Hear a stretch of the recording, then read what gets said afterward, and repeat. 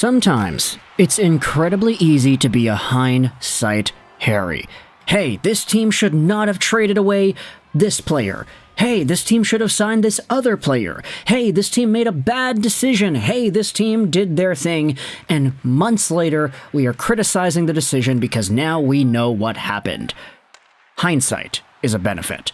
And unfortunately for us that cheer for hockey teams that are trying to make decisions in the moment, for the GMs that manage these squads and have to force their hand at choosing who it is stays on the roster, who leaves the roster, who gets traded for, and who gets traded, I mean, these people don't have the benefit of hindsight. However, right now, in November of 2024, we have some very good hindsight with the Montreal Canadiens.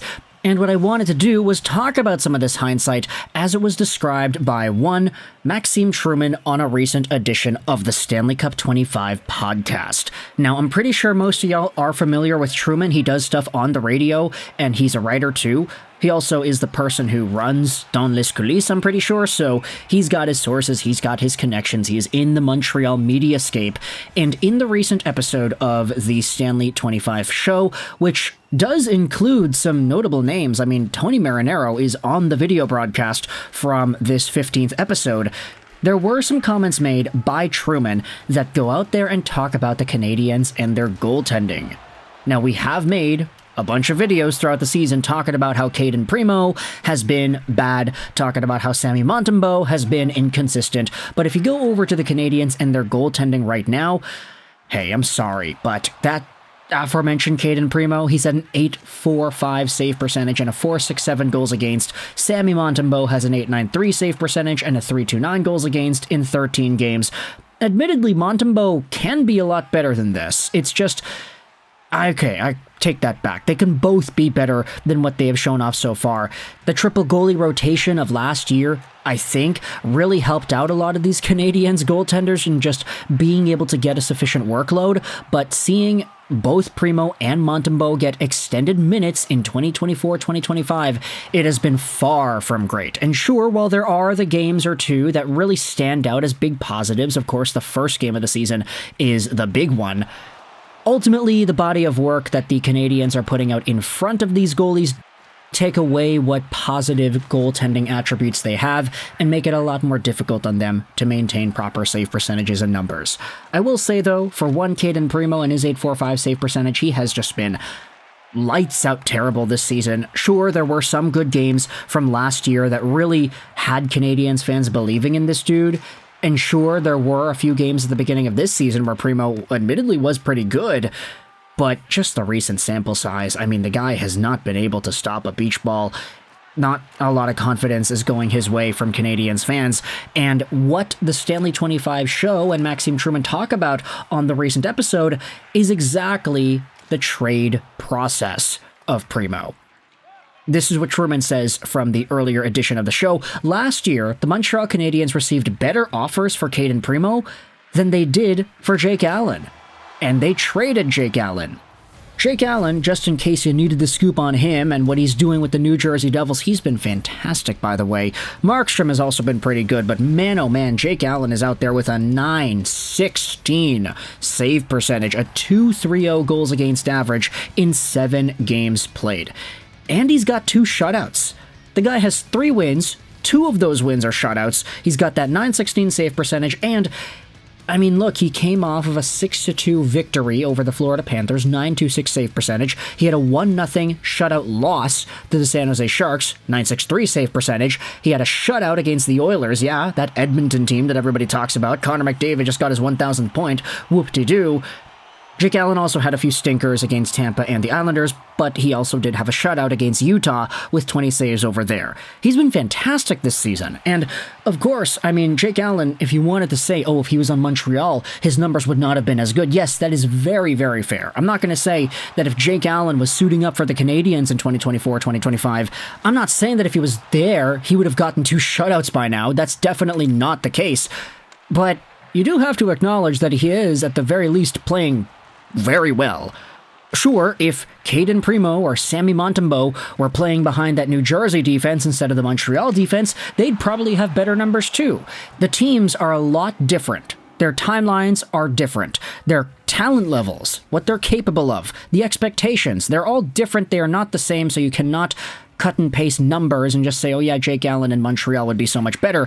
However, with hindsight included, you could also realistically say that just talent-wise, if Jake Allen was on Montreal, sure, he might not have had 2 shutouts by now, but he probably would be better than Primeau or Montembeault. That's just a very educated idea. And when you consider the response that Truman throws out there onto the show that, hey, the Canadiens were getting better offers for Cayden Primeau last year than they did for Allen. They ended up trading Jake Allen to the New Jersey Devils just for 1 third-round draft pick. When you think about how the Habs have been struggling so much this season, when you think about how Cayden Primeau has been struggling this season, and when you think about how he actually could have fetched a higher return than Jake Allen, who's doing very well, you kind of have to start thinking to yourself and asking, hey, did Kent Hughes really make a mistake here? Did he make yet another big, bad, huff and puff, blowing your house down caliber worth of a mistake by not trading away the right goalie? Now, sure, I don't want to make it seem like it was a bad thing, quote-unquote, that Kent Hughes decided to believe in the potential of a Cayden Primeau. As we had said, Primeau had a pretty good season last year, all things considered, and there were reasonable arguments to have Cayden Primeau as that guy. The fact that he was a prospect for the Canadiens for so long, and a guy who was super good in the NCAA, I feel like it tainted a lot of Canadiens fans' expectations and overall reputation amongst the fan base. Like, a lot of people said, hey, this guy could be the next number 1 in Montreal. Carey Price is CP, right? Cayden Primeau is also CP, and these guys are going to be sharing the torch at one point. And Sammy Montembeault then came into the fray, and he was good after being claimed off of waivers. And the Canadiens struggled with that tandem a little bit, not necessarily because the tandem itself was bad, but because the team was bad. And then you had the benefit of the doubt. So Jake Allen gets traded because he's older, and then guess what? It's going to be Primeau and Montembeault's time to fully take over and show the crease that they own it. And unfortunately, that just has not happened so far this year. So I want you to let me know your thoughts in the comment section below. Firstly, when you think about Jake Allen in the New Jersey Devils system, if he, this Jake Allen of 24-25, if he was still in Montreal, would he be as good as he is right now in New Jersey? Okay, I phrased that wrong. Would Jake Allen of right now be as good in Montreal right now as how good he is in New Jersey right now? Would that caliber of success carry over? Furthermore, if it's not, how far is that discrepancy? If Jake Allen was on Montreal instead this year, how badly would he be performing? What would his numbers look like there? Let's say the New Jersey Devils acquired Primeau or Montembeault instead of Allen. How well are these guys doing if they're playing behind Dougie Hamilton, Luke Hughes, Jonas Siegenthaler, Jonathan Kovacevic, and everybody else they have over there? How well would they be playing if they just had that kind of a decor in front of them? Would they still be as bad as they have been? Would Cayden Primeau's save percentage still be so gosh darn awful? Let me know your thoughts in the comment section below if you're a Devils fan or a Montreal Canadiens fan, whether or not you think this was a really big trade mistake for the Canadiens by choosing to trade away Allen. Again, I'll say with hindsight, it was a bad move, but back in that time frame, there was a lot to believe in for Cayden Primeau. And Allen was older, so obviously not really aligned with the timeline, but still, it was the thought process behind the trade that I think a lot of Canadiens fans understood at the time. It's very easy, though, now to say that it was the wrong idea because, I mean, look, the team still stinks.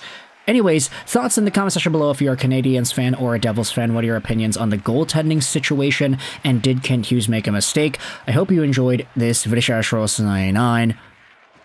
and bye.